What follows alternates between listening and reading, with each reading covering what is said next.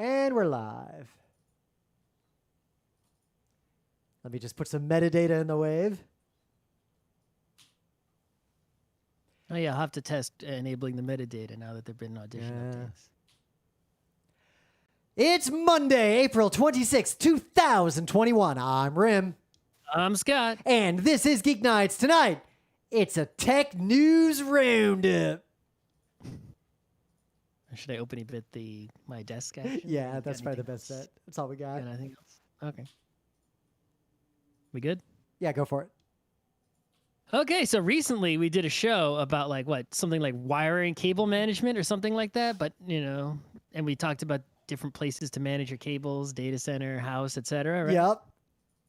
So, of course, after we do that, I should have done this before we had that show, but I went and I rewired my desk because the situation with my desk since I moved was basically, let's take all the wires and they'll be behind the desk. But if you look under my desk, it was a disaster because they're all hanging and going every which way, all over the place. Right? But if you're above the desk, it looked kind of nice above the desk, right?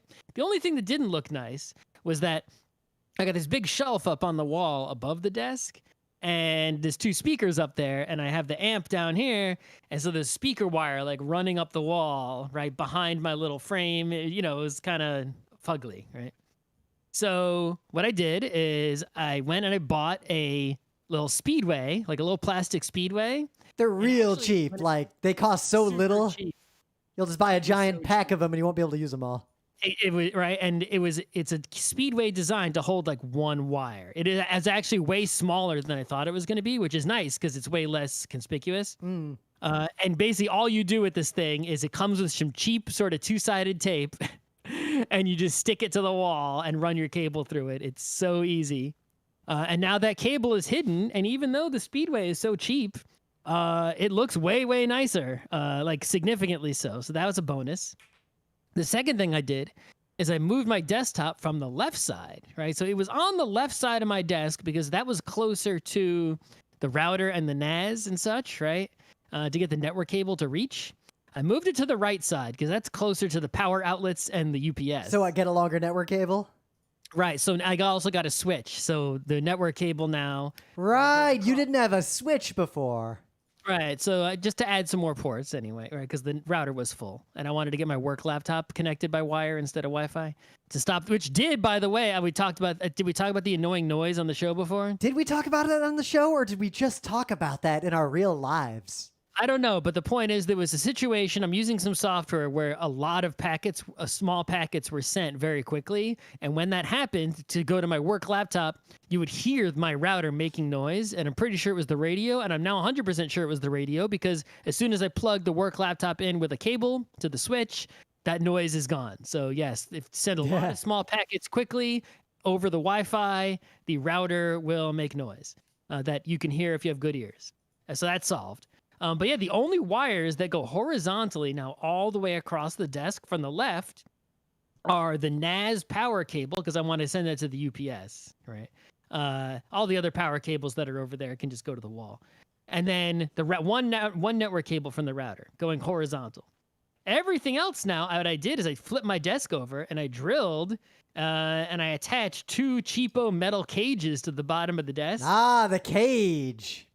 So now there's two metal cages under there and all the cables and all the power adapters and amplifier, which was previously on my desk, right? Because the only thing I actually need to access with my hands is the little audio interface thing, the Scarlett, whatever, right? I don't actually need to access the amplifier. I can just shove that underneath. So that's down in the cage. My annoying part is my audio input device needs a USB-C cable that's below, can't be longer than the spec. Or it'll run into synchronization problems, possibly. So I have the maximum length USB-C cable I can use, and the only place I can put that thing where it's convenient is behind my monitor instead of up top where I used to put the old one. It's a minor annoyance, but USB-C is a limitation for me. So now the underneath my desk looks way cleaner with all those cables just in this cage thing. So the cage thing itself is a mess. Just cables, I just threw them in there. Yeah. Whatever. But it's still a lot of less stuff on my desk. A lot more stuff. You look under my desk, it's big and open now. And the wall, you see the white wall there. It's really great. It was super inexpensive, right, to do this. Like I bought the cheapest, crappiest stuff. My desk is very expensive, and I screwed in the cheapest possible metal cages to the bottom of it. It was actually kind of a little bit difficult. I'm glad I bought a new power drill to do it because the wood was so solid. Oh yeah, I got some crapo IKEA desks, so I can just. I've actually drilled a lot of things into it over the years. It actually said, "Do not." The cages I bought were like, "Do not mount this on a crapo IKEA desk. It will just destroy." At least with the included screws that it came with. I could see that. If you have a big old wire mess, right? I suggest go on the internet and buy the cheapest wiring. There's so many options available. It was way worth it. And now my desk is super nice every day. I also bought a USB hub to put on my desk, which is super great as well. I have like 10 USB ports on my desk now, like just right up front in the middle. So I'm not like reaching down to the desktop to use the ports on that or the back of the monitor or anything like that. They're just right there. And I was also, because I have this hub, I was able to take various USB devices that used to have permanent homes on my desk and sort of stow them away. And it's like, well, if I need to use them, I'll take them out and plug them in and then put them back because I got a hub right here. It's so accessible. So that's great. And what I was surprisingly unable to find, one thing, is that I wanted to get, this is a USB 3 hub. It's not a USB-C hub. I wanted a USB-C hub because a lot of more things are USB-C now. All the USB-C hubs I found were designed for like you have a MacBook or you have an iPad. And it's got one USB-C and you want to turn it into a bunch of other stuff. Right. I want something that turns one USB-C into several USB-Cs, at least 4, right? Maybe 6, something like that. The one I have now turns one USB 3 into 1, 2, 3, 4, 5, 6, 7 USB 3s and 3 that are just power only, right? So it's pretty great. The USB-C ones were like, it turns one USB-C into an SD reader and one more USB-C and maybe a HDMI or a display port or like some other, it's like that kind of thing. Yep. It wasn't I think it's partly USB-C becomes 5 USB-C. Because the technology of USB-C, usually things that are going to plug into USB-C are going to take advantage of the special things USB-C does that, from what I've read, are difficult to do in a hub the way that, unlike old USB. Like, remember in the old days, a USB hub divided the bandwidth by however many ports you had. Yeah, USB 1 or 2, yeah. Yeah. Yeah. It's really hard to get around that. Get a USB-C hub that struck my fancy, but the USB 3 hub is still great. I still have a lot of... Here's one that makes 4, and it's only $20. Ooh, 5. It's got... Give me that link. It's a Dobe brand. I'll check it out and see if it's legit, because I want that. I just typed USB-C hub in Amazon. It's one of the first things that popped up. USB 3.0 Type-C, anything like that. USB-C hub 4-port, high-speed data transfers, compatible with laptops, MacBook Pro Air. I didn't find any such thing, but anyway. So there you go. That's the opening bit. Desk rewiring is a good idea. Yep. So we'll pretty much just skip through the news and get right into the main bit after Thing of the Day, since it's a Tech News Roundup day. We're just going to talk about news the whole time. If you have any ideas... Not a year. You managed to last a year and a month since the last Tech News Roundup. Good job. I had a few vague ideas for a different topic, but you weren't super into those, so I figured we'd just do the Tech News Roundup. Next Monday show, we got to do something. Now you realize you can't do one next, in 11 months. You have to do it now. The new date is April. It's like when you pay ahead on principal instead of interest on your student loan. Exactly. All right. Thing of the day.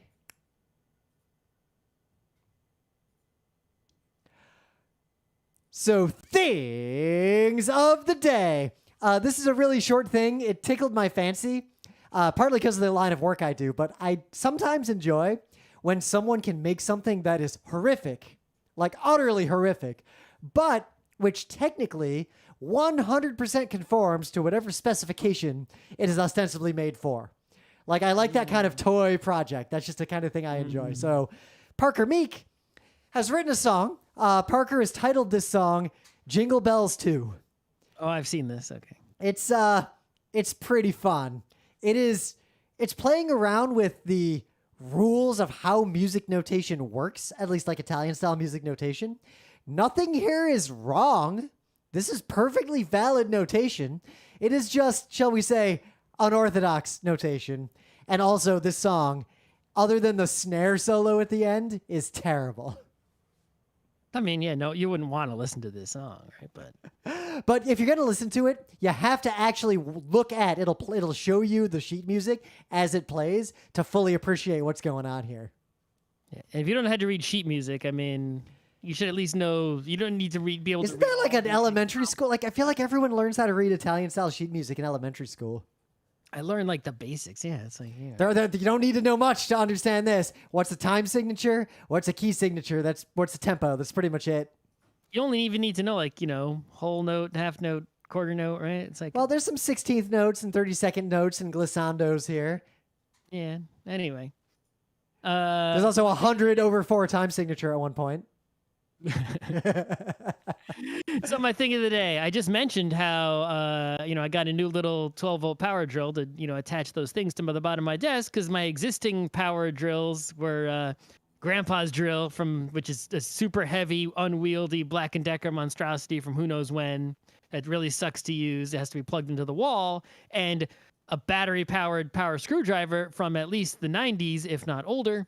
That is so weak, you're better off just using your hands and putting it in manual mode. So I'm going to get rid of both of those things because the new power drill I got is way good. But the new power drill I got advertises that it has a brushless motor, which is something I've heard frequently, right? They always talk about like, oh, it's got a brushless motor. It's way better, right? And I always knew that like, yeah, there's a brushed motor and a brushless motor. They're both, DC motors. They turn, they rotate, The brushless one is better. It's like that's why they advertise get the brushless one, right? It's better in some way. Yep. And I knew the general principles of how a motor worked, just any generic motor, right? Electromagnet, right? North south, it gets pushed in a circle, right? Yep. How it's right. Except that the easy mode of motors are basically AC. Yes. But if you told me, hey Scott, what's the difference actually between a brushless and a brushed motor?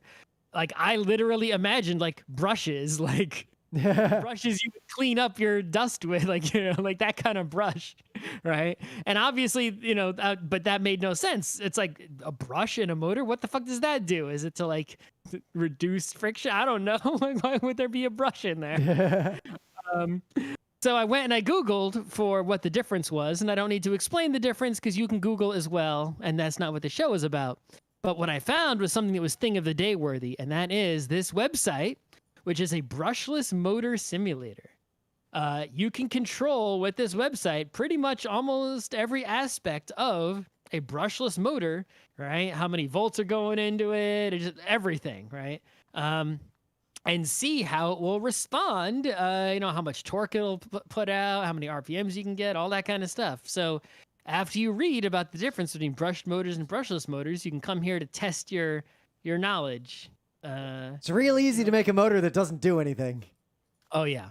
And if you ever happen to be in a situation where like maybe you're writing some software to like control a brushless motor in, some piece of hardware, this will really help you out in terms of figuring out like what, you should do to make the motor go forwards, backwards, stop, etc. Yep. Usually a lot of those things, you'll have some abstraction software. You can just tell it like, I want to be at this RPM or this direction. Yeah, sure. But if you're writing that abstract software. True. Or maybe just making something that's just an electronic device straight up. Thanks, Satan. The whole time I was futzing with it till I got it to actually rotate in the same direction at a consistent speed. Surprising. Yeah, it's like if you're just fiddling randomly, it's surprisingly difficult to make it spin. That arguably is what's happening. You need to know what's happening to make it go well. Most of the foundational changes in human technological evolution have been someone discovering that if you just fiddle with it randomly, it won't do anything. Yep. Yeah, it's good stuff to know. Also, I just want to just mention, right? I've one thing I forgot when time about rewiring my desk. I got one of these little, the cheapest possible arm to hold the microphone on. Oh yeah, as we discussed previously. So now it's no longer on a little stand on my desk. It's now on this arm. Not really much difference. The main difference is that now when I put my hands towards my keyboard, there isn't some microphone stand in the way, which is pretty nice. Not bad. Other than that, it's basically the same. I have to remount my arm because it's a little bit too far away. I've got it like stuck in a straight line between where it's mounted in my face. Oh, okay. Yeah, but this is the cheapest possible arm, like literally $20, the cheapest. Yeah, the better arms are mostly not actually better in my If experience. this breaks, like when will this break? I don't know, but I'll just buy another $20 one. I think I've had 2 break in the history of GeekNights, and I spent about $10 on each one. So considering that a nicer arm costs like $90, I'm still profiting. Yeah, this is fine. In the meta moment, it's warm out. Started reading Telegenji again. Watch out. Watch out. Uh-oh. Otherwise, we got no cons anytime soon. I have nothing to do tonight after I eat. I'm going to play some games tonight. Want to play a game? What game you want to I play? don't know, because Root hasn't come out yet. When's That's that? tomorrow. Tomorrow. Tomorrow I got Blades in the Dark. Well, I don't think I can play Root while I'm playing Blades in the Dark, considering I think we're about to make a deal with some sort of demon to make our boat powerful. Anyway. Sort of vagabond to get a crossbow. Let's just dive right into it. It's the Tech News Roundup. So I've semi-randomized the order of all these newses. We'll just kind of blow through them. The Apple news first, right? Yeah, let's do the Apple news first, because that's sort of like the obvious news that's going on right now. Yeah, well, I mean, so the Apple news is like a week or 2 ago. Apple news has always seemed to happen on Tuesdays right after a Geek Nights. Right. It's like, we'll do a Geek Nights Monday, and then there'll be an Apple keynote the next day. So what did Apple announce at the keynote that happened after we did a podcast? The biggest thing they announced was the AirTags, right? Which is rumored for years, I feel like, at least 2 years. And now I've it's seen like things that do these kinds of things in the past. Like it's not a new idea, but they never worked that well. Well, okay, so there is a popular product called Tile, and it does work rather well, in fact. I'm talking about pre-Tile. I remember seeing some things that didn't work that Tile well. is the one that works, right? That everyone, if you wanted one of these before, you would get the Tile one. And so basically the idea is that you get some sort of electronic doodad, you attach it to something that you don't want to lose, and then if you lose that thing, you can now digitally locate that thing because it has a doodad attached to it. So you put one on your keys, and now you can't lose your keys. You can use your phone to find your keys, just the same way you can use your phone to find your Apple Watch to find your phone, or your Apple phone to find your iPad, right? With the Find My system. Yeah, put it on the car of someone you're stalking. So the AirTags are surprisingly inexpensive. They're $30 each, and you can buy a 4-pack for $100, which is what I did, right? 2, yeah, Apple's gonna, strong arm you on the accessories, right? The AirTag itself doesn't attach to anything. You need to get something else to attach it to something. So they're charging $30 for like a thing that turns an AirTag into a keychain. Wait, the third parties will be up on Amazon with like 10 packs of keychains, right, for like $5, right? Just hold your horses on the. Yeah, go to some tech conference. People will be giving away things to put AirTags into. Exactly. You could even just attach it to something with tape, I guess, if you wanted to, or, make your own, right, with your 3D printer or something, right? The surprisingly even more, the AirTag takes a perfectly standard coin cell CR, I think 2032 battery, which is a very common kind. I have a whole bunch already. You're telling me Apple didn't put a proprietary non-replaceable battery in there? No, it's just a user replaceable coin cell battery that will last a year. And that year estimate is based on you like looking for your lost keys like daily. So if you basically don't lose your keys and don't try to find your AirTag that often, that coin cell is going to last a long time. So yeah, you can get 4 of these for $100. And you can put them on your luggage, right? Yep. That seems like a good thing to put them on. A lot of people want to put them in their wallet. Like, put them on the things you lose the most. I could see people making wallets that have a spot for the AirTag, like inside somewhere. I could see myself putting one in like the seat of my bike for when my bike inevitably gets stolen. I want to hide it on the bicycle. Like I'm going to maybe try to mount it on the bottom of the rear rack or something. Or like the problem is, if you put it on your bike, that's not going to help you get your bike back, most likely.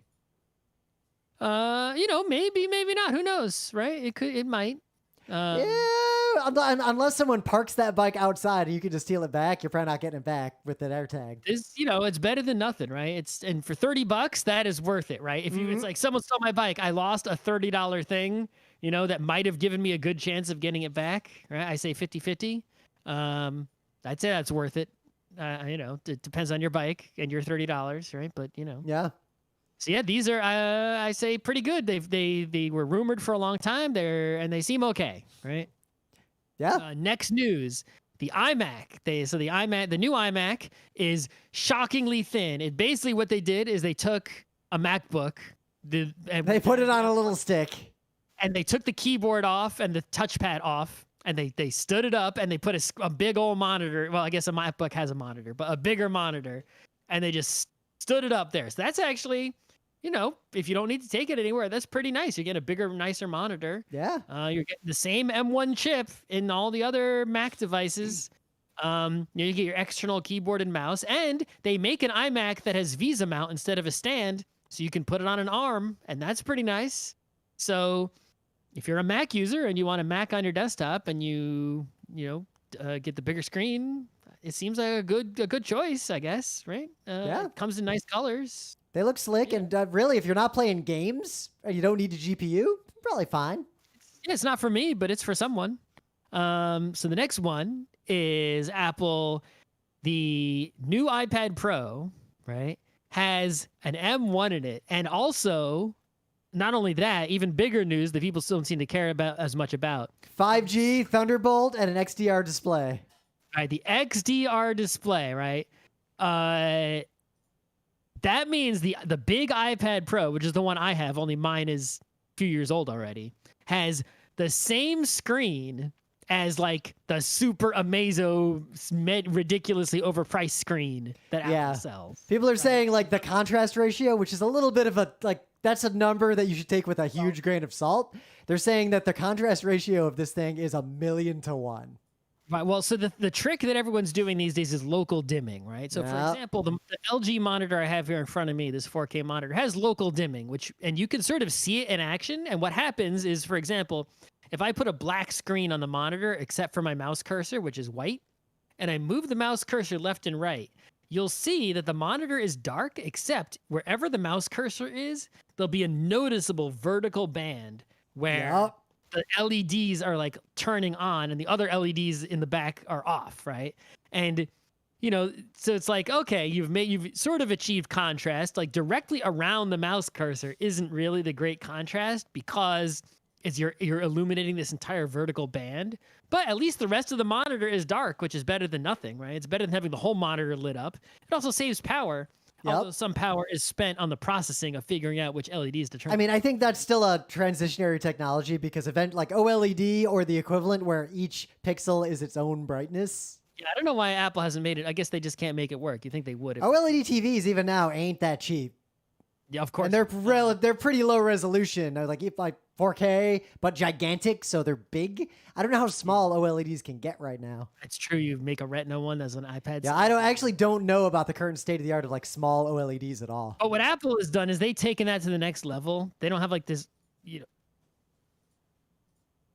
I think we lost Scott.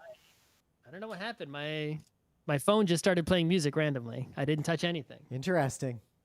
Yeah, I'll have to see about that. Oh, maybe I bumped my watch. Ha. That's what happened. Okay, so what Apple has done with the XDR display is instead of just like these vertical bands, they actually have they crammed as many little backlight illuminating LEDs as they could in a grid, right? And those are like individually, not only are there so many of them, but they can sort of, increase or decrease their own brightness level individually. So if you looked at an XDR display, if you had the black screen with the white mouse cursor, it would pretty much only be bright where the mouse cursor was, and that was it. Right? Yep. So the iPad Pro, the 13-inch one, the big one, does that, which is like an incredible screen. Like I kind of want that iPad, but the iPad Pro I have is still just fine. So I'll probably but it's exciting to know that whenever this iPad Pro does die 2, 3, 4 years from now, the one I replace it with is going to be like ridiculously good, right? With an M2 or M3 in it or something. Looks like the upgrade isn't super straightforward because also the new iPad Pro requires a different keyboard. Yeah, so if you like me bought an expensive keyboard to attach to your iPad Pro, guess what? Your expensive Apple Pencil will work with the new iPad Pro, but the keyboard will not fit. You need to buy a new expensive keyboard, which is more expensive than my actual mechanical keyboard. Because the new iPad Pro is thicker, like significantly thicker than the old one. It's significantly thicker because they crammed all those LED backlights into it. Yeah. There's a whole extra layer in there. But I'd say that's worth it, right? It's not enough thickness that it's not worth it. Yep. Right?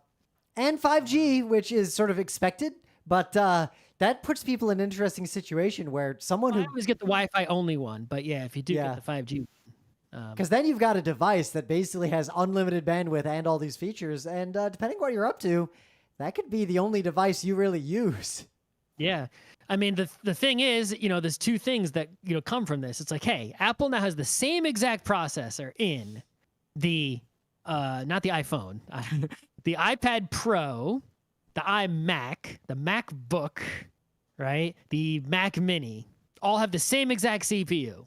That's M1, all of them, right? I don't know. There might be slight differences. I don't know if they've changed it, but they're calling them all M1. I assume it's the same exact chip. The differences are surrounding it. Why aren't you cowards putting OS X on the iPad Pro, right? They let you run iOS apps on Macs. Don't let you run OS X apps on an iPad that has an M1, same chip. No reason it couldn't. And they still don't have Xcode on the iPad Pro. Yeah. Which is you can't make an iPad app on an iPad. That is still, I've been saying this for years, horseshit. It's interesting, when I think about all that. Like in general, the people who I see using iPad Pros where they actually use like the real like all the extra capabilities it provides seems to be mostly photographers and to a lesser extent videographers. Yeah, that's what I use it for. Yeah, it seems like that might be the primary demographic. Screen is really good. Yeah. Right? That would be like, it's still, even with this brand new monitor, the iPad Pro is the best screen in the whole house. Because almost everyone else I know, like who has an iPad Pro. Mine's an old iPad Pro. It's old and it's still the best screen in the whole house. But other than you and a few other people, like everyone else I know who has one of these things, doesn't do anything on it that a non-pro iPad could do. If you are not doing any pro things, photo, video editing, anything of that nature, do not buy an iPad Pro. Get the regular iPad. Yeah. It's just a regular iPad that is still phenomenally powerful. Is like the new iPad, like the new iPad Air. It's like, it's way good. You don't need the iPad Pro if you're not doing pro stuff. Plus, it costs a lot. It's $1,000. It's like, it's right. If you're getting the iPad Pro because you don't have a laptop, right? Your laptop is gone. You're right. Yeah. I feel like you either have a laptop and a really shitty cheap tablet, or you have an iPad Pro and no laptop. Also, if you have the iPad Pro, you're not buying the big phone. You're getting the mini phone, right? Well, There's no reason to have a Pro iPhone. Based on the demographic data, no one's buying the small phone. So Apple launched, iPhone 12 mini with the fancy purple color. But there's a lot of chatter about how this might be the last small iPhone. If it's the last small iPhone, if they announce in September, October, when they announce new iPhones as usual, on schedule, if the iPhone 13 does not have a mini variant, I will be buying an iPhone 12 mini to put in the closet, maybe 2, who knows? Yep. Stash away just in case. Because there has been a lot. It's going to be good until, considering the fact that my iPhone 7 is still good, the iPhone 12 mini is going to be good until 6G is out and 5G is like being faded away. So. Yeah, but there's a lot of chatter in the industry generally about how basically nobody wants small cell phones anymore at all. Like nobody does. There is no demographic of people except like weird tech nerds like us who want small phones in any amount that matters. So I think Sony might literally have the only small smartphones that are left that aren't like toys. Yeah, we've talked about it many times, is that for most people, like phone is their only thing, or maybe they have a tablet just to be convenient. Well, part of what disrupted this, I think, is people have dedicated streaming devices instead of HTPCs, which later on we'll talk about how that is often still a mistake. But anyway, so they have that. Most people just have their cell phone. And if they're a kid, they probably have the Chromebook their school gave them. Yep. I forget. I don't think we actually talked about this on the show, but it's a mini news. Chrome OS is literally, but it checks out. Yeah, it's literally the #2 operating system on computers, like desktops, laptops, and desktops. Consumer desktop, laptop operating system. Yep, Windows is far and away the champion for, because people like to play games and run software. But servers, Linux is the champion, right? Yep. But for consumer laptops and desktops, it's Windows, and then the next one down is Chrome OS, almost entirely because of the school situation.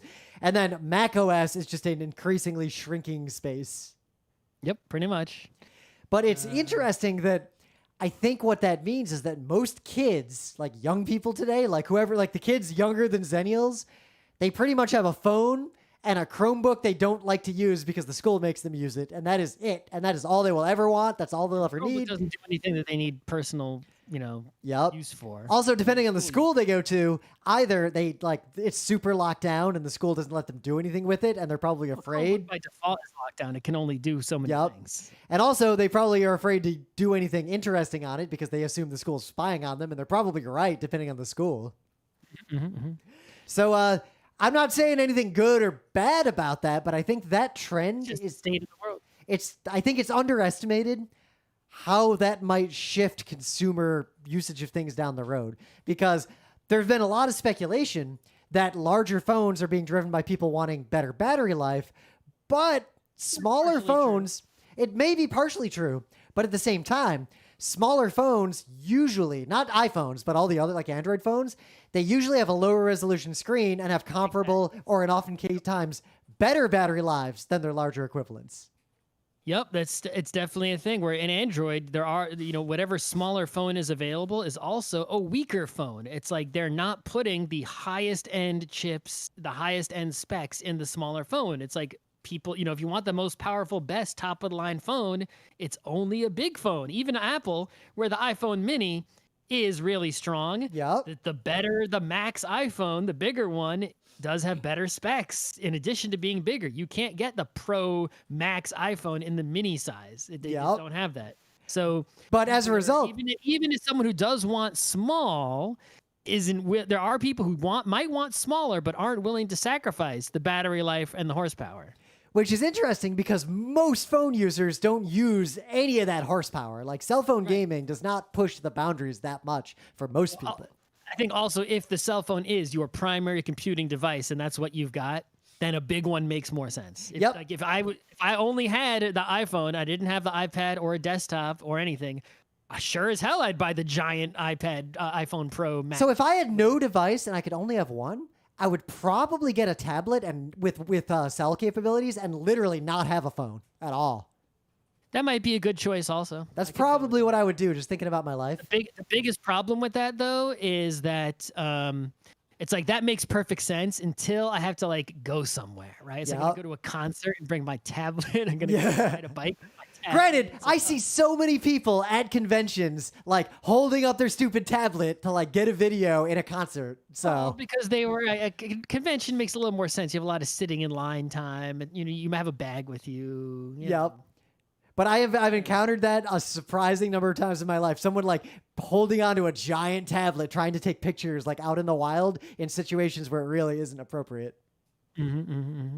But I think the screen size seems to be the primary reason, because if that's their primary device, what are kids doing on these things? They're mostly watching movies and watching TV and watching shows. That seems to be killing your battery. The battery doesn't go down. I don't do that. That kills the battery. It also uses bandwidth, etc. It seems like all these factors together lead me to believe that the screen size is the primary thing they care about, because if the thing that's draining the battery is watching a bunch of movies, they probably don't want a tiny screen to watch those movies on. I watch plenty of stuff on my iPhone 3G on the train. I would watch anime. I mean, I watch stuff on my Sony Xperia and it's totally fine, but I mean, I don't watch a lot these days on my phone because I use the other devices, but I have watched whole things on my iPhone 3G, no problem. Anyway, so one last Apple news that wasn't announced at their keynote is someone suing Apple.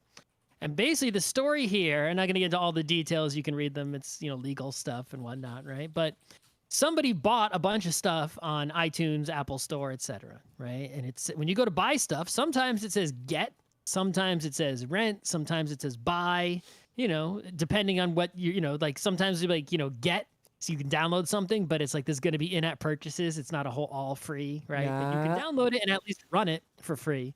You just, there might be limited functionality until you pay, for example. But if something says buy, it means buy, right? So it's like if there's a game in the App Store that says $5, you pay $5, you now have the game, right? There still might be more in-app purchases, but you own the game now. You buy a music on iTunes or a movie, you download that movie and you can watch it, right? Someone bought a bunch of stuff on iTunes, a whole lot actually, and then their account was shut, right? For whatever reason. I guess they broke terms of service or something, and Apple decided to close their account. Maybe they were doing something shady. Who knows? And now all this stuff that they bought is gone. And they're so they're suing Apple, and they're saying, hey, yeah, the terms of service says, you can shut my account at any time. And Apple says, yeah, of course, people, it's common sense. Everyone knows that if your account is shut, you lose access to everything.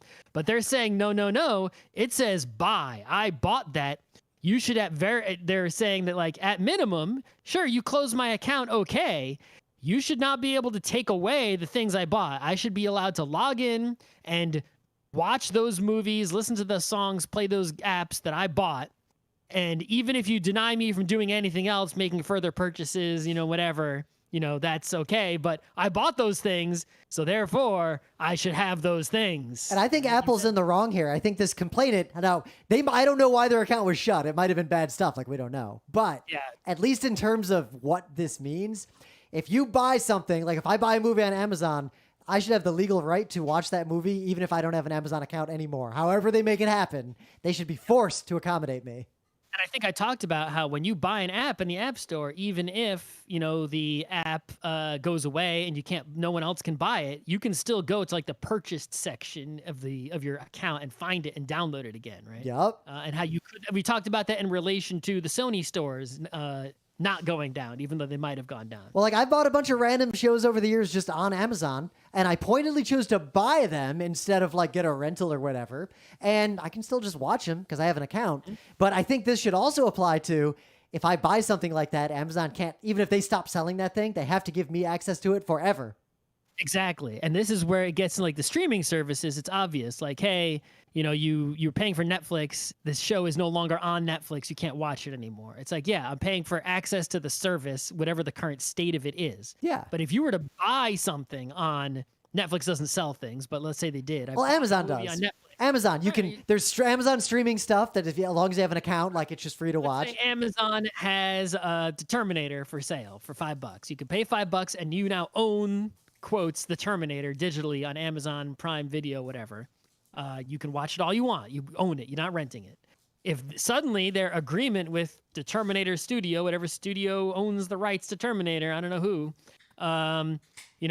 runs out, and now Terminator is no longer on Amazon Prime. Mm-hmm. If I bought it, there should be, right? I should be still able to download it and watch it as much as I want. I bought it. Yep. Right? Now these companies should have they should be able to just not sell things like that. Like they could make different terms or whatever they really want to, but don't use the word buy, use a different word, which is sort of what the lawsuit's about. Yeah. Also, I would try to gravitate towards services that did let me buy things. And frankly, I think the laws and regulations around this should be such that if you buy something, the company has to provide access to it in perpetuity. If the company fails to provide access, then you should be able to get redress in terms of either the thing in an unencrypted, uncontrolled format, like they have to give you the movie file now, or you have the legal right to pirate it.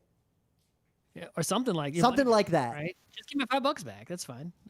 But yeah, it'd be interesting to see a conflict here, right? It's like, let's say Amazon makes a deal to distribute a movie, and then they say, buy a movie, I buy it. And then it's like, okay, the court says they have to provide it to me forever because I bought it. But then their agreement with whoever they got the movie from runs out, and they're not allowed to give it to me anymore. So now they're basically wronged on both sides. So it seems like Amazon already handles this. When you buy stuff, I definitely have bought things on Amazon, like movies and TV shows that are not on Amazon anymore, but I can still watch them when I'm logged into my account. Okay, well, that's good, but it's not a guarantee that that'll be the case. And also, if it had ever not became the case, I would sue Amazon personally. Right. Of course, but it's like, something could happen to your account. Maybe they accuse you of writing fake reviews or something and shut you down and lose all your movies. Who knows? But I think Apple is squarely in the wrong. And the saddest part is Apple, like their lawyers really pulled some like spurious arguments to try to get this case dismissed. And the ruling was not that Apple is wrong. The ruling was that Apple's motions to dismiss were not legit. The case is going through. They're going to get sued. They're getting sued now. Apple basically tried to argue that it's ridiculous that someone would think buying something means that they bought it. Yes. That's basically what they argued. Yep. So there's actually some gigantic science and technology news. Like this should, in a just world, overshadow any other news on Earth right now. This is bigger than COVID vaccines. This is big. A year-long trial in Burkina Faso has concluded on a malaria vaccine, and this malaria vaccine is shockingly effective, like 77% effective. That's a lot. Malaria, All the malaria in the world, if we could vaccinate everyone, we could decrease malaria by 77%. that would change the world more than like any medical advancement that's ever happened in the US in the past like 40 or 50 years. So if you find 100 people who had malaria and you said, listen, I know 100 of you have malaria, but actually in the future, only 25 of you are going to have malaria and the rest of you won't. The rest of you will just live normal. It's actually better than that, not to get into it, but you know, because I learned a lot about, but I'm not qualified to speak about when we talk about the efficacy numbers of these vaccines, like all the COVID vaccines, 77% effective does not mean that the remaining 30-ish% of people get it. It's actually way better than that. But I don't know, go like watch a SciShow or something. In that worst case, it's still incredible. Yeah. Right? But like, I think especially a lot of Americans or people who live in industrialized countries don't really internalize the horrific scourge that malaria is around the world. And like, it is still a huge problem. It has not gone away. It is in fact worse than it was in the past in many cases. Yep. You don't want it. But this is huge news that like a vaccine deployed in the parts of the world that experience malaria in high rates could actually like fundamentally transform society in those places in a relatively short span of time. As so many people are killed or wounded or have long-term chronic issues from malaria. So not only will that basically save like the people who live in malaria places, right? But people who don't live in malaria places would be able to get the vaccine and then go there, right? Yeah. Places like I won't go. It's like, oh no, there's malaria there. I ain't going there, right? I mean, I've been to places where malaria and yellow fever are endemic. Yeah, but it's like, I'm not going to go there on purpose, right? At least it's definitely dissuading people from going to places. Suddenly, if you get malaria out, suddenly a lot of places turn way good. Especially, you think about, it's like, in America where we have shitty healthcare, right? How much like one medical incident can like ruin a whole family, right? It's like, someone got sick. Now our whole life, all of our several people's lives are upended taking care of this person because we don't have universal health care. It's a bunch of bullshit, right? And then that, add that up across an entire society, an entire country, multiple countries, continents, right? Of how much damage is done. If you could eliminate just like this one disease, even 70-something%, how many of those families aren't going to have just this fucked up thing that ruins their whole life of several people, right? Not just the person who got it and got sick or died, but all the people around them now won't have that and can now go about their lives, doing what they were doing before, right? It's like, and the net effect of that in the entire world is just, incredible. So I hope this is legit and they deploy it. And there's a bunch of other vaccine news. Let's deploy vaccines for malaria. Like all the mRNA research for the COVID vaccines has led to like there is a vaccine for multiple sclerosis that's being tested now. We might be. I didn't know that was a virus. It's not. Vaccines can be made in novel and interesting ways now using this technology that opened up something we don't fully comprehend yet. We might be on the cusp of radical transformation of how we treat disease, just globally. Yeah, the end of disease, that could be great. Yeah. The problem is, right now, that is a thing. That's right. It's like we keep going, universal healthcare, right? And it's like, if we just ended disease, that wouldn't be such a big deal, right? It's like well, let's keep that to disease caused by pathogens and autoimmune disorders, because when we get into mental health, that is a different conversation. A vaccine won't stop you from breaking your leg, right? There's a lot of other things, but if there were no more infectious agents and there wasn't aging, let's say.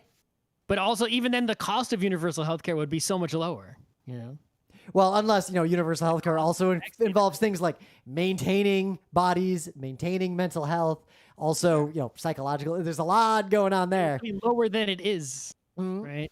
I mean, I hope one day there's a cure for aging. Like, I really consider aging beyond like 30 or so to just be a disease. Yeah, but there are, though, right? It's like people talk about, you see, like when it comes to the environment, there's a lot of people looking for some sort of like technological escape hatch. Like, hey, we won't have to stop burning fuel if we can just invent something that'll clean all the carbon out of the air, like this pipe dream. And that's very And then the gorillas will freeze to death over the winter. Right. It's a very unrealistic dream, right? To be able to do that. It's not impossible, but it's like you can't be aiming as that as your way out, right? It's like that's not going to be the way. We'll be dead before you figure that out, right? But in terms of infectious disease, it's like, I'm not saying that we should give up on other options in saying, oh, we have a technological escape hatch now, but this is a really promising technological escape hatch that we shouldn't just brush off the way we brush off people with fantasies about sucking all the carbon out of the air. Well, especially because vaccines are interesting in that almost everything we can do to treat infectious disease relies on our immune system to do the heavy lifting. Because remember, like, to put it simplistically, your body is filled with a semi-autonomous army that literally defends you from all this shit. And most of the treatments we have for infectious disease involve augmenting or assisting that system in some way.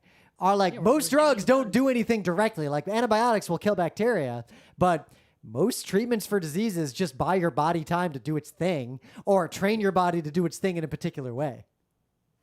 So those autonomous killbots are going to be one of the biggest frontiers of medicine to come. Yep. So I think humans have barely scratched the surface of what vaccines can do. It's real. Yep. So pursuant to that, Bill Gates is a horrible person because he actually argued recently that the U.S. should not open up the patents on all these COVID vaccines and all this type of research. Strange that the guy who's been known for his number one thing is charity to fight malaria and diseases, especially malaria, is like, hey, let's not share vaccines. It's like, what the, Yeah, it's sort of beyond the scope of this show, but suffice it to say there should not be billionaires. Bill Gates' money should be seized, but also there's a weird problem right now where the U.S. actually has a surplus of vaccines.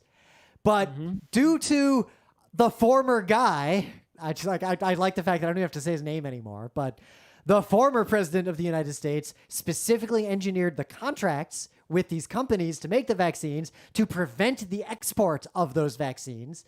Means the U.S. companies are evil and have no interest in going back on that and fixing it. I feel like the right answer is to nationalize every major pharmaceutical. Yes, good answer. But anyway... Go poke it. People, I saw in my headlines today, I saw two headlines next to each other from two different news sources. One of them said, Moderna agrees to temporarily not enforce its IP rights until the end of the pandemic. Yeah, the word temporarily is a load-bearing word right there. So that headline basically says, hey, if you make COVID vaccine and give it out, we promise not. We're still holding the rights. We own this, but if you make it and give it out before the pandemic is over, we won't. We semi-pinky swear with ourselves that we won't sue you. But at whatever arbitrary point we declare the pandemic over, of course, people are still going to want vaccines because to prevent, you have a new baby, it needs a COVID vaccine. Well, right? It's like you don't want it, right? Or hey, the pandemic's over. Here's someone who hasn't been vaccinated. They want to be vaccinated now, right? Yep. We're gonna then start suing you and make you stop, so that we'll then, be the only ones making it afterwards. And then the next headline I saw was like, "Yeah, Moderna's full of shit." It's like, and I was like, those two headlines next to each other. It's like, all right. Yeah. The one thing I hope before we go on to all the other news here that. Something unique happened with these vaccines because irrespective of the intellectual property problems, at least in the United States, a whole bunch of people experience what universal healthcare is like. Like you just show up, they give you a shot, they don't ask for any paperwork, it just works. Yeah, that's literally what universal healthcare is. Like imagine if you could do that when you got hurt. Yeah, it's like, oh, I got a Band-Aid. Walk into somewhere, get a Band-Aid. Yep. So in some other news, let's skip ahead here. So yet another car company has said that they're going to stop selling combustion engines by some arbitrary date. That's far too out in the future. It's 2040, which is earlier than some companies have said. But it's still not enough. We actually have a bunch of news that we'll get to around cars, but... I saw a headline that was like, yeah, they're talking big about electric cars, but if you look at the numbers, Detroit is going all in on SUVs for quite a while. Yep. Right? Making more and more of them, Well, because there's two problems going on here. On one hand, we've put the moral hazard on the side of the consumer in that the consumer has to choose which car to buy, maybe can't afford a car that is more efficient. Like there's a lot of problems there. Electric cars are more expensive. But also, consumer preferences where I do want to put the moral hazard on those people. People are buying gigantic cars that are just bad. They've been made to want those cars by the car companies. They didn't want them originally. Yep, but where is the line of culpability on that? Because one could not be tricked by advertising, and yet somehow look at the number. No, because we have an example for this. We got rid of tobacco advertising, and it fucking worked, right? Yep. Which true, right? So we should ban car advertising and alcohol advertising as well, and pharmaceutical advertising. Yep. Well, a lot of things went south when those regulations changed. Advertising was banned, right? But it's constitutional. The problem with this type of news of like Honda in this case, they're going to stop selling combustion engines. Fine. The problem is electric cars pretty much pollute the same amount because most of the local pollution that comes from cars is from the tires, which are not regulated at all. Yep. Electric cars pollute the local environment pretty much just as bad as combustion engines. Look at a photo of a traffic jam and just be like, okay, all the cars are electric now.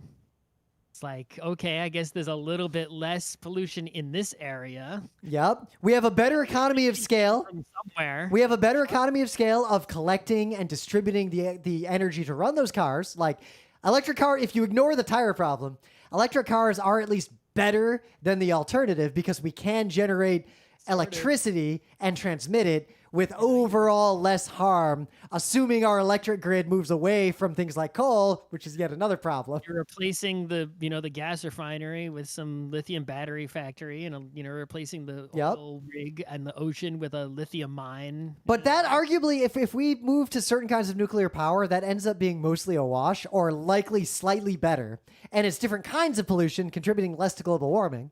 However, local pollution doesn't go down because electric cars generate more particulate pollution from the tire degradation, which there's no good way to solve right now. And that kind of pollution, while it doesn't contribute as much to things like global warming, that's the kind of pollution that causes things like health problems in the people who live in the places where cars are.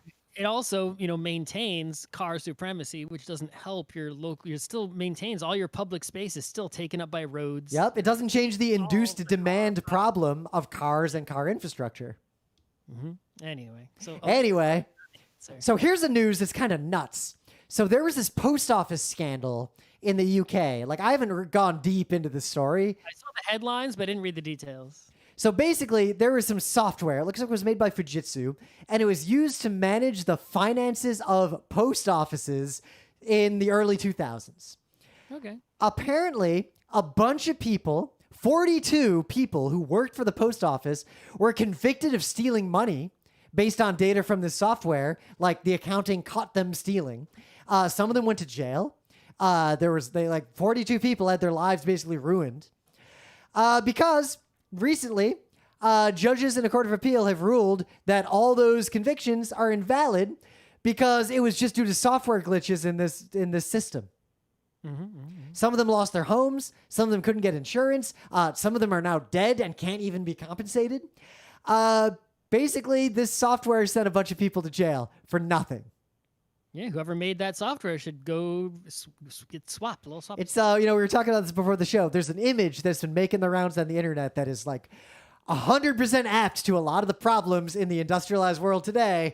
That basically said computers should never be allowed to make management decisions because computers can never be held accountable for their decisions. That's true. That slide, that was what, from a presentation in the late 70s? I want to say. Yeah. It was an old thing. I guess we are just incapable of learning lessons. You don't say.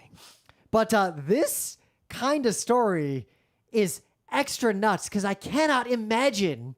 Like I haven't gone through all the details. I don't even know enough about like European or in this case, I think British law. How could someone even be convicted when no money was actually missing? Yeah. Like how did this even happen? Where'd the money go? Look at my bank account. There's no money there. Yeah. Like, I feel like for all the problems of the American judicial system, this particular case feels like it would have been difficult for this to happen in the U.S. due to the way our structure, like the system of courts is, coupled with the fact that generally America doesn't have a good track record of even being able to prosecute technologically advanced crimes. Mm-hmm. Yeah, I feel like, we think about, the sci-fi cliche, Minority Report or V for Vendetta, right? Yeah. By the way, it's from the country in question here, right? And we have this like surveillance society, right? Which I guess this is part of, right? They had this accounting software was surveilling the activities of all these employees, and then the evidence from that surveillance was used to convict them, even though it wasn't just surveillance cameras, which we usually think of. And we think of China as like using it intentionally and knowingly, right? Is like sort of how we characterize them. Is like, yes, they're doing 1984 on purpose, right? Whereas we sort of characterize, the UK as doing it, right? They've had cameras all over the place, before anyone else, right? Yep. It feels like before anyone else. But it's like it always sort of felt like they weren't doing it in the sort of on purpose big brothery way, but instead, doing it in sort of a not heeding the warnings kind of way. Yeah. And I think that characterization is probably in part racist, right? Mm-hmm. It's like they're doing it just as much on purpose as China is. What really is the difference between, I mean, there is a difference. The UK isn't currently, to my knowledge, committing a genocide. They did all their genocides in the past, whereas China is genociding right now. Yep.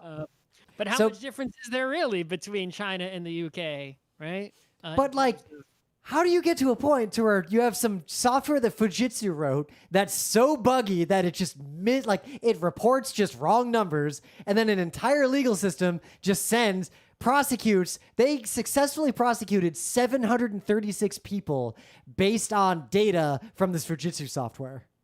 Mm-hmm. This is why we probably shouldn't have digital voting yet. At the time, they believed that there was widespread, whoever was there believed there was this widespread crime happening. And just like people are led to believe that there's like things like widespread voter fraud. Yeah, but it's fascinating that you could have this happen when there literally wasn't any crime. There was no evidence of crime other than a report that came out of some software. But people believe that it's widespread. In this case, though, the government believed the conspiracy instead of the people. Yep. Or maybe the people and the government believed it, and then bad things happen. And it does get into a broader problem of how lucky that we were able to at least we had a government that parts of it believed and parts of it didn't, right? So now we've been talking about this topic on Geek Nights for over 16 years. The simple fact that globally, no government and no judicial system is capable of interacting with even the most basic of digital crime. Yes. Like, they just can't in any way deal with it. Like, either they can't prosecute people who clearly did a crime, or they just prosecute random people who didn't commit a crime. Like, it's just all over the place. Mm-hmm. In some, let's see, skipping ahead. So there's a bunch of news. You probably saw Elon Musk's stupid tunnel, which is clearly like unsafe and pathetic. I guess Scott didn't even notice that it was in the news because there was like a tour of it and they were like driving cars through it. I did see. I thought it was just, Elon Musk announces another evil scheme and shows off, an evil villain presentation yet again. I didn't think it actually happened. Yep. Until Rim mentioned that he actually did dig the tunnel. They drove a car through the tunnel, and just to summarize, you can go read this was dunked on appropriately by people who know better. 1, the tunnel's so narrow, you probably couldn't even get out of the car if it had a problem. 2, the cars can't self-drive through it, as far as anyone has said. 3, if anything happens in the tunnel, basically everyone in the tunnel dies. Like, there's no way to get an emergency vehicle in there. I don't understand what the deal is. It's just we have like... It's just a tunnel that's shittier than like any of the tunnels from 100 years ago under Manhattan. It's like we have tunnels. Tunnels are not a new invention. We have them. We know how to build them. You know what it's like? It's like the tech bros who keep saying it's the tech bros who keep saying we can solve the housing crisis by making it cheaper to build houses. Like, house building is literally the least difficult part of housing people. Empty houses. There's more empty houses than there are homeless people. Yeah, like digging the tunnel is... them the houses. Give the houses to the people. It's not a matter of building the house. Just give them the house that's already there. Same thing with like Elon Musk and his stupid Hyperloop. Digging tunnels is actually one of the things humans are super fucking good at. We can dig tunnels. Have civil engineers. Yeah, digging the tunnel is not the reason why we don't have enough tunnels. There is one reason why: our governments don't build mass transit. Yeah, why don't you just come and take whatever money you spent on that tunnel and give it to us, and we'll repair our tunnel to New Jersey. Yep.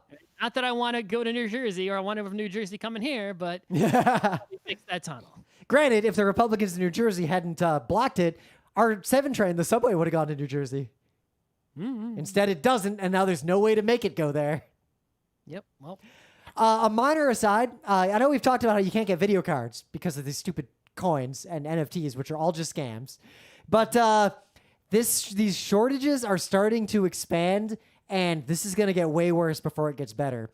Silicone is getting in short supply. Chips are getting in short supply. We're getting to the point to where multiple car manufacturers have said they're cutting down production of cars solely because they can't get like the basic chips they need to make these cars. And it seems to be solely due to the demand from cryptocurrency bullshit. yep. At what point is this going to start disrupting hospital supplies? Like, this is going to be a problem. Yeah, I mean, this is yet another argument, and just we learned in school, right? It's like, communism, the USSR, they couldn't manage, their own economy, by hand. Yeah, capitalism's not doing much better.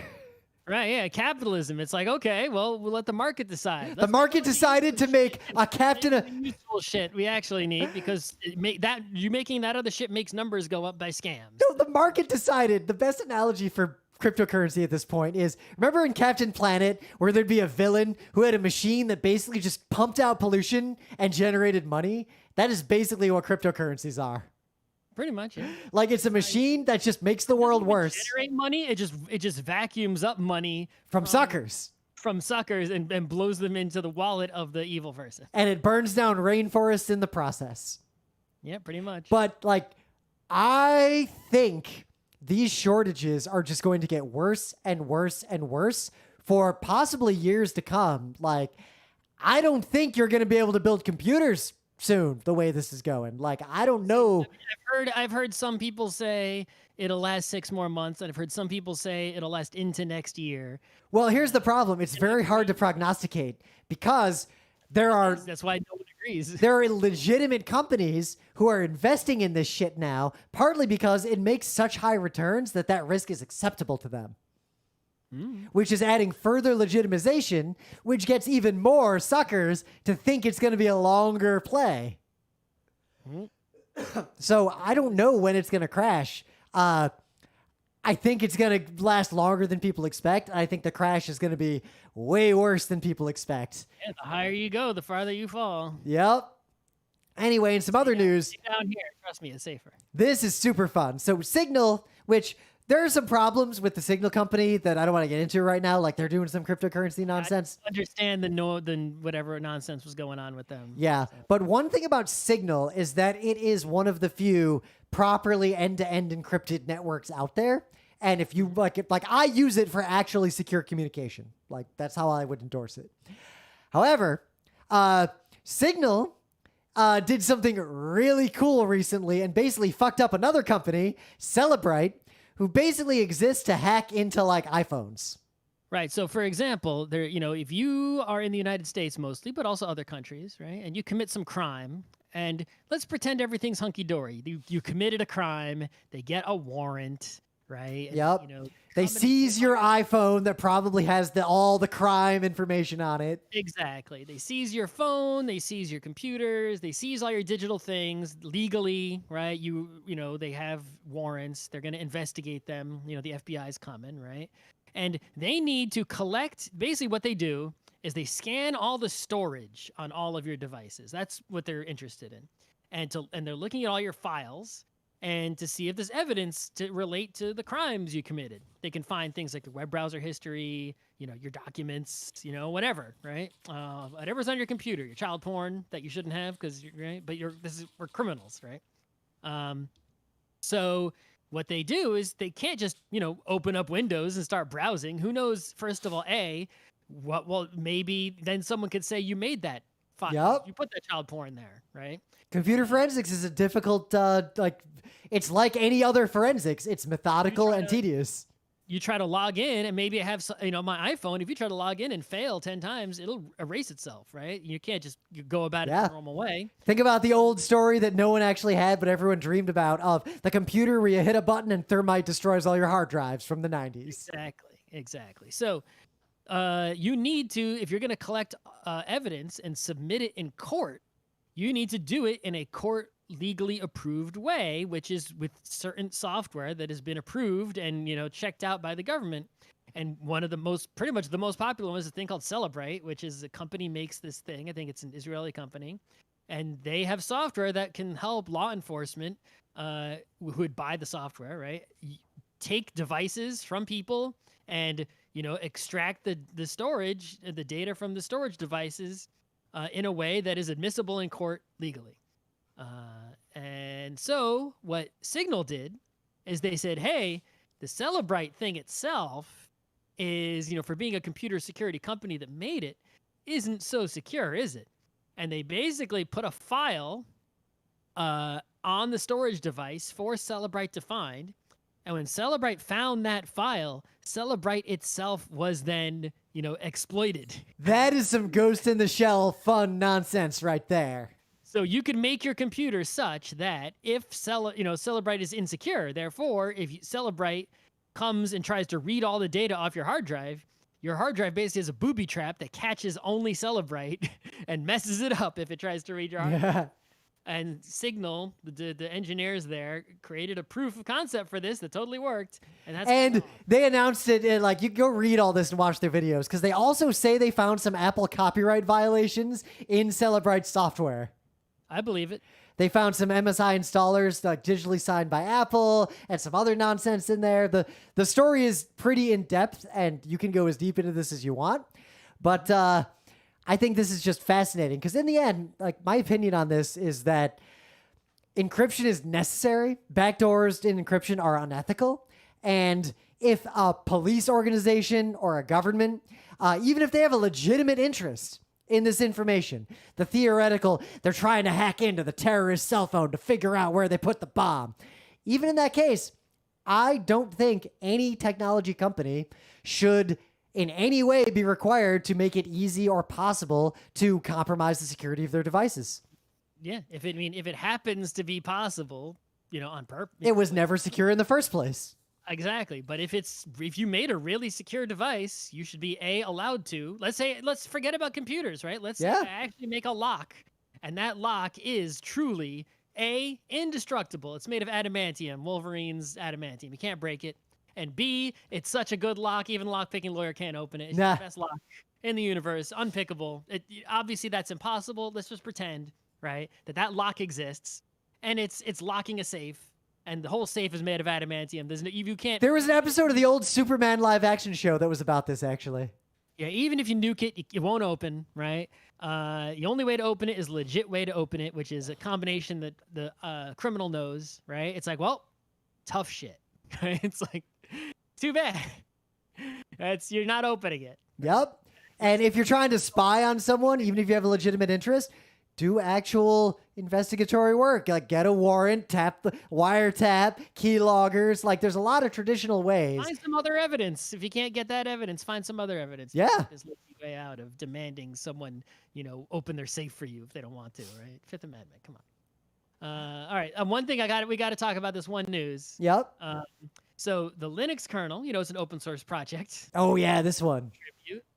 So somebody sent in some patches, and the Linux kernel people looked at those patches and were like, what the fuck is this nonsense?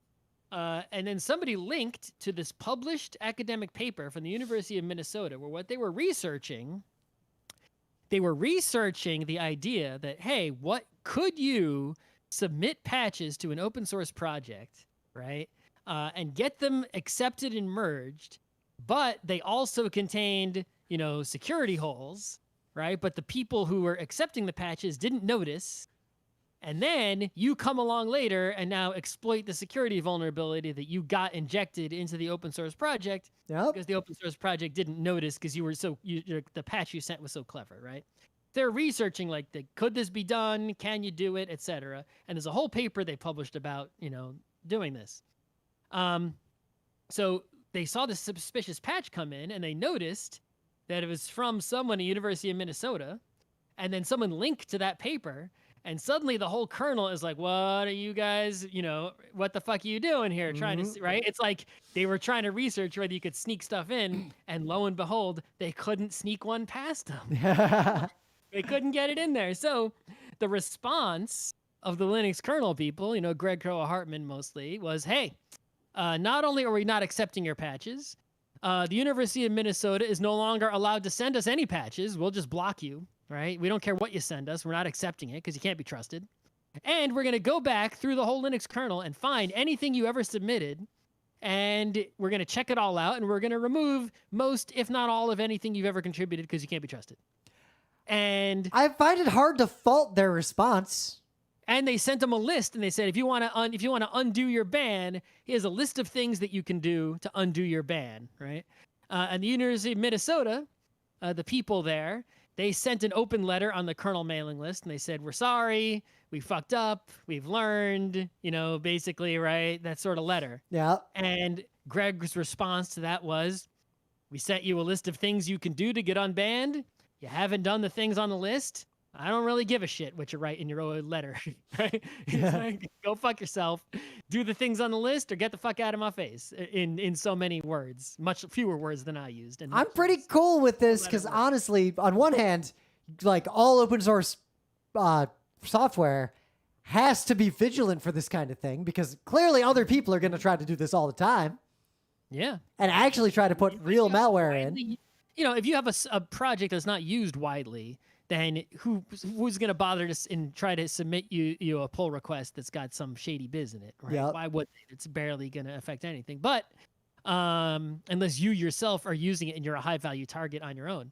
But if you have a popular open source project, yeah, you got to be on the lookout. Every single patch has to be, security reviewed in some way to look out for any sort of unintentional shady biz or intentional shady biz. And if you get word, right, in the community that, for example, the University of Minnesota is submitting shady patches, if you're running an open source project that has public contributions, search your commit history for anything of at umn.edu. I think that might not be the right one. Just check it. Yeah. And if you see any, inspect those patches real closely or revert them. But I guess I don't fault the university for doing this kind of research. I also don't fault the open source community for deciding to take punitive measures against them. It seems like it was a rational, appropriate escalation in this case. I think I think they went about the research, right, the wrong way, right? There's definitely ethics of research is a debate we could have here.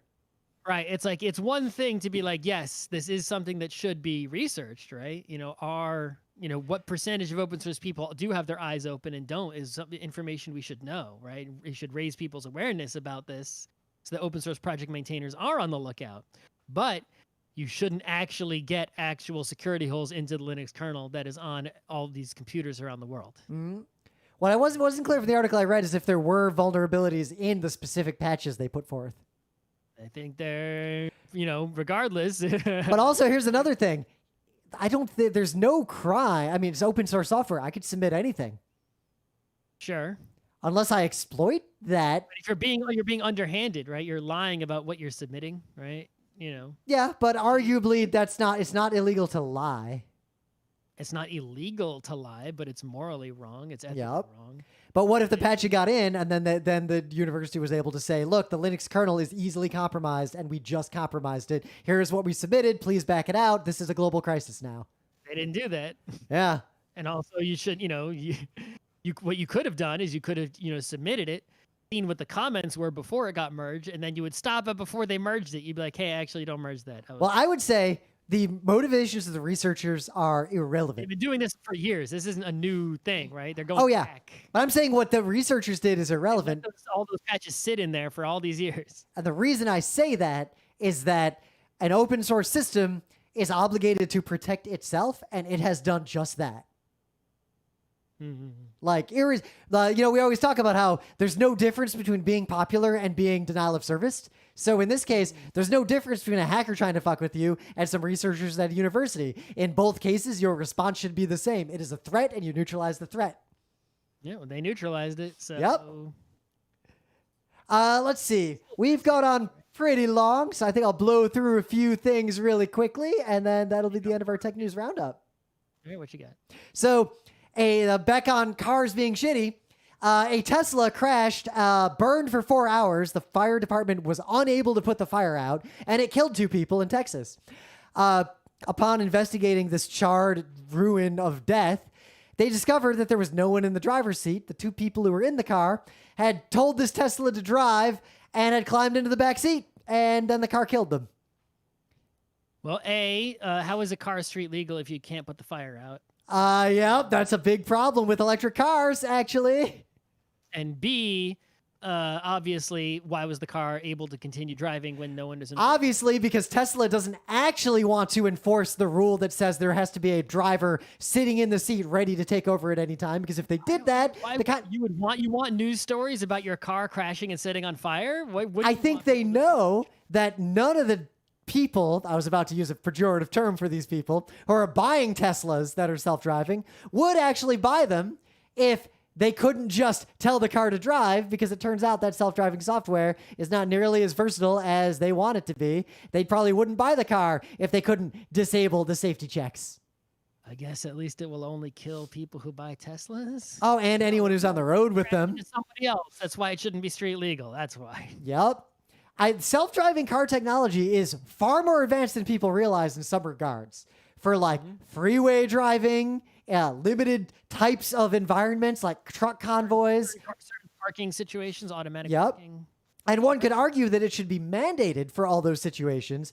But the problem is, even if it is actually better in those circumstances, let's forget all the circumstances where it's obviously not better, and we could mandate that every car has it, humans will still misuse that technology and not actually pay attention. We could have technology that required... It's still nowhere near good enough. It's like light years ahead of human driving in certain situations, but it's light years behind where it needs to be to just drive you and you can take a nap. I mean, there is the problem where we accept the fact that a lot of humans are worse at driving than even like the shitty Tesla self-driving. They shouldn't be allowed to drive. They shouldn't, but in practice they are, because our entire society is built around these cars. Yes. You know, you really care about this whole topic. There's another podcast called The War on Cars. Listen to that podcast instead. But it is just very telling that Tesla, for all its advanced technology, could trivially detect if there is no one in the front seat, and yet it doesn't. Yeah, even like a super old, like the last car that I was in, right, had a passenger side airbag and a light. It would tell you whether the passenger side airbag was enabled or disabled. I don't know why they had a light for that, but they did. Dude. And I drove a car recently that I rented. I rented a super fancy car because they didn't have anything else, so they gave me the fancy car and I paid nothing for it. Joke's on you. I dropped it off in like Leroy, New York. Good luck getting someone to rent it there for like $1,000 a day. But this car had stuff in it where while I was driving, it would play tones if it detected that I was not sufficiently paying attention to the road. It was looking at my eyes the whole time. But the point is, this older car would simply know by the weight of whatever was sitting in the passenger seat whether that airbag should be enabled or disabled. Why doesn't the Tesla? I mean, yeah, it can be fooled by someone putting like a bag of rocks in the driver's seat. But make it at least hard to fool. You can't. Not only do they not have the industry standard, very easy weight sensor it could just do it, right? At least it's one more thing someone has to do to get the car to drive without a person behind the wheel. But they refuse to put it in. It's like, fucking why? Why not? The car's already expensive. Just put the thing in the weight sensor in the driver's seat so it won't enable if there's no one sitting there. Come on. Yep. But like, if these are the fancy technologically advanced cars, technology already exists to determine if a human being is paying attention to the road. And they're not doing that. They're doing basically nothing. I think Tesla, the company, should be directly culpable for basically murder in this case. I agree. I think Elon Musk. Now, the people who... the humans who died are also culpable for actively circumventing the safety measures. But we're lucky that they didn't hurt anyone else and only hurt themselves. Those two people who died are culpable, and Tesla, the company, is also culpable. Yes. And who knows, like the burning batteries, the firefighters might have had to breathe some shit in, right? Firefighters have been saying that electric cars aren't ready for a long time, and they have yet to be proven wrong in my mind. Yep, exactly. There's a lot of, not to get into it, there's a lot of, I grew up, my dad was a fireman, so like I know how to use the jaws of life. Jaws of life could kill you if you use them on an electric car and don't know where you're not allowed to cut. Some of those wires are in non-obvious places with a lot of voltage. Yep. So, this is one more big thing. There's so many big things recently to talk about. Roku is currently warning its YouTube TV customers that YouTube TV could just stop working anytime because Google is a monopoly.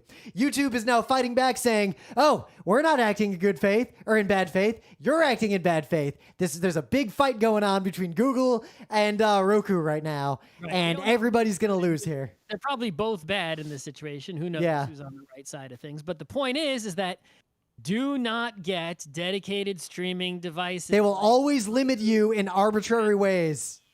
Smart TVs, they're always limited to whichever app some businesses agree that will let you use. The HTPC is the only way. You need to get a real computer. Even if you don't want to play games, you can just get a Mac Mini. Otherwise, PC, and it will do everything because no one has their service not available on Windows, right? Netflix, YouTube TV, just straight up YouTube.com, Hulu, HBO Max, everything is on just plain old Microsoft Windows. Now, I worryingly do believe, especially considering that computers are not a thing for most people anymore, there will come a time when some of these services only have an app and there is no other way to access their content. It is possible that will happen. I think the death of the desktop PC and the death of the laptop for non-professional users is going to lead us to that very bad place down the road. But but even like everyone's phone, right? Because some people have iPhone, some people have Android. The common factor is still the web, right? Yep, so web browser. Right, the web browser. So all these things, they work on the web. So as long as as long as the web remains the thing, then we're okay. Yep. But I remember way back we were talking. To connect to your TV. We were trying to watch YouTube videos at a friend's house, and they had an app on their streaming device, and we found that there were a lot of YouTube videos, mostly ones that had a copyright thing, where they were not taken down, but like the monetization was weird, where they just wouldn't show up if you searched for those videos on the streaming app. You went to your phone and you found the video, but you couldn't find it when using the device. Yep, I've run into that many times in my life. That specific thing with YouTube specifically. Yep. Use a real device for your TV. Don't use any of these Rokus or anything. Speaking of those Rokus and anything, you might have seen this a little while ago, but this is a insider announcement about some venue technology that Warner Brothers, Sony, Paramount, Vizio, CBS, and Universal seem to have developed together. And it is a set-top streaming device, the thing we just said you shouldn't use, but its killer app is that you can give exclusive special content through it because it has cameras facing the audience, and you have to buy a ticket for every individual human who is in the room watching that thing. This is obviously dystopian bullshit. It's also not clear if this will actually get made and released to the public because patents on things like this have definitely come about before, but in practice, no one actually made devices that did this ridiculous nonsense. But this one seems like it got further along than a lot of those other ones. Yeah, it's just one of those ideas that people have that make, executives all horny, right? Well, because the customer is not you, the person trying to watch content in your house. You don't want this, right? The customer is like a company that wants to be able to sell pay-per-view where they get a cut. Yeah. You tell any movie executive, hey, we can make a technology where, if someone shows a movie in their house and there's 10 people sitting there, we can charge them 10 times as much. They're like, oh, yes, do that. They're just a greedy guy. Yeah, you know what they're mad about? Remember way back, we had a New Year's party. There was that disastrous Ronda Rousey fight. One friend of ours paid for the PPV, and we all watched it, like 30 of us on the HTPC. Yep, exactly. So that's, they're excited for that, and someone came up with this idea and sold it to them, got money from them. That person now doesn't even care if this thing really comes to be or works. They're just like, hey, I got rich people to give me money because I had an idea that makes them excited, right? But ideas that make normal people excited don't get funding, and, they have to actually make it all the way to market first, right, to get a pile of money. Yep. Because that's how our capitalism works. So Yeah, I'm not too worried about this becoming real. And if you look at the history, things like DivX, the DVDs that disintegrated after you watched them one time or whatever, Yep. those did not work out very well. DivX, not to be confused with DivX. Exactly. I don't think anyone younger than us has ever even heard of the original DivX because it died its rightful death. Good. But they made DVDs and a special DVD players where you could watch the movie once. And the idea was that like, hey, we'll sell people DVDs for cheap, but then they can only watch it once. And then we will sell more, right? It's like an idea that made movie executives really excited, but no consumer wanted that ever. They actually did sell them in Circuit City, and they were complete bullshit, and they failed miserably. Everyone I knew who got one got it to hack it in some fashion. Yeah, and this is the same kind of idea where it's like, yeah, if someone actually makes this, it will just fail miserably. The one avenue I could see this maybe coming to fruition is not in the home because no one's gonna buy it, right? Yep.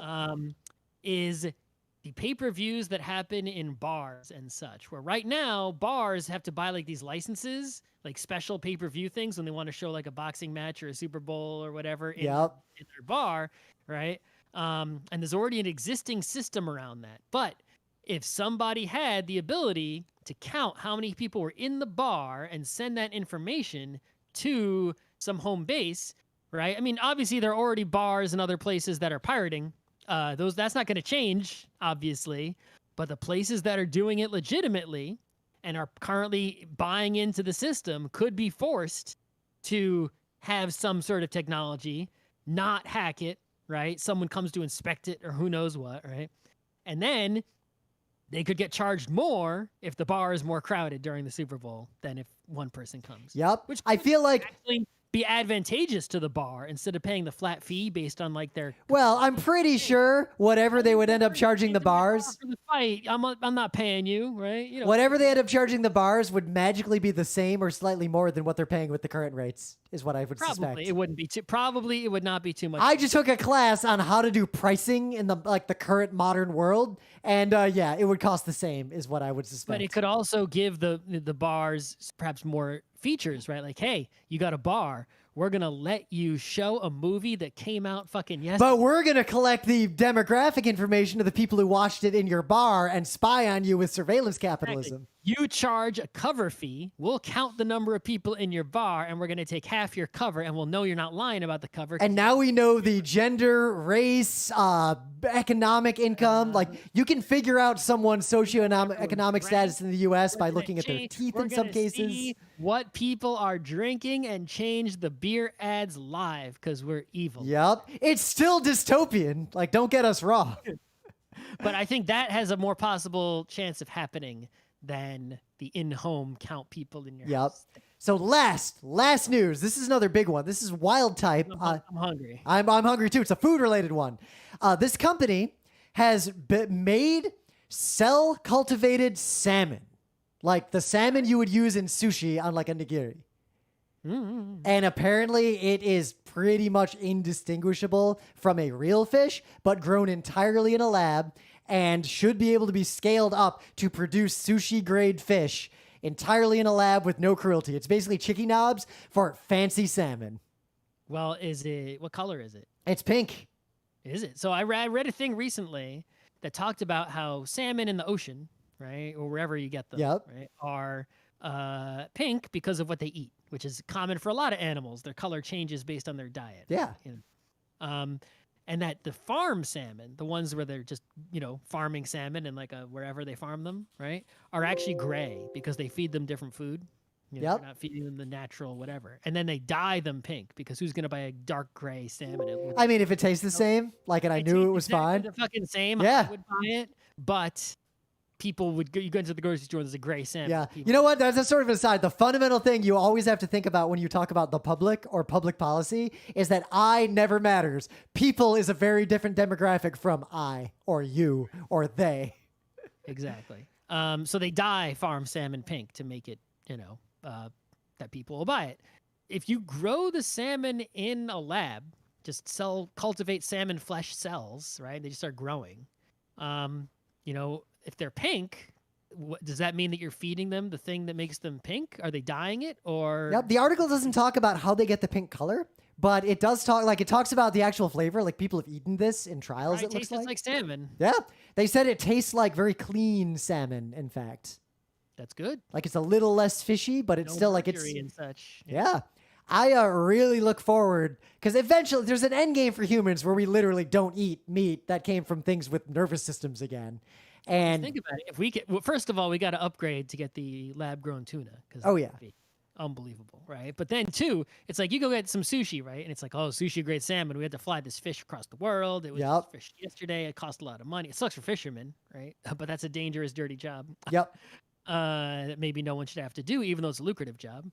But regardless, it's like, hey, we just got a fuck ton of salmon. We just grew it. We got shitloads of it. Oh, you want little tiny sushis? No, here you go. We're gonna fill the whole fucking boat full of sushi. Yep. It's so cheap. Right? It's like, let's go, everybody. Right? It's like, we don't need to be like, oh, here's your little sushi. It's like, oh, no, here's the big one. Right? It's like, no more hunger for, right? It's like you come in, instead of $14 for a little tray, it's like $14 of sushi. Holy shit, here's the whole fucking fish. Right? I look forward to like make up a new fish and then like that is a new type of fish I'm really to eat. looking forward to invent new animal. Yup. New flavor. You know, it's like, invent new flavors by cooking with new ingredients, but like just invent ingredients. Yeah. That don't exist. I feel like there's two like This is the Scott fish. It tastes great. It's, but like seafood on one end, like things like seafood, like scallops, fish like this, they seem more suited to lab growing because like the way the texture is, like it seems easier to do. And on the other end, bulk cheap meat, like fake beef in bulk, is also something we can make. And while it isn't quite as good as like quote real beef for like a fancy burger or a fancy steak, if you McDonald's it, you won't fucking know the difference. we got fake meat White Castles the other day that has the heme proteins in it. They fucking taste better than they taste more like meat than the actual meat White Castles, like for real. So listen, I won't say it tastes more like chicken, but I've been eating the Gardein fake chicken. That like, stuff's little good. tenders, once in a while. Not like eating them like constantly, right? But I basically don't eat chicken nuggets. I eat. Oh, those the instead. listener was like dinosaur meat. Yeah, they don't taste, like chicken, right? Entirely, but they taste better. That the thing that they taste like, I prefer. I'd rather eat those than eat chicken nuggets. Well, especially considering that meat production is one of the single biggest contributing factors to climate change and deforestation in the world. There is an eventual point where we literally, as humans, do not kill animals for meat, and we grow chicken knobs like this in labs, and I really look forward to that day. Apparently, you can sign up for the waiting list. Dystopian, but I don't see it that way. I see it as, hey, look, you need to eat protein to eat. Let's get the protein in the best way that we can get it, and let's make it as delicious as we can make it. Make it using the most efficient energy sources possible, because agriculture that imagination. The agriculture that sustains the meat industry itself is a huge contributor of carbon and also requires a lot of oil the way we do it today. We've talked about that, God, like a decade ago on Geek Nights, maybe more. And at that point, I'm looking at this picture of the salmon. I got to eat some food. Oh, my God. So I think we're done. It's the Tech News Roundup. Stop the stream.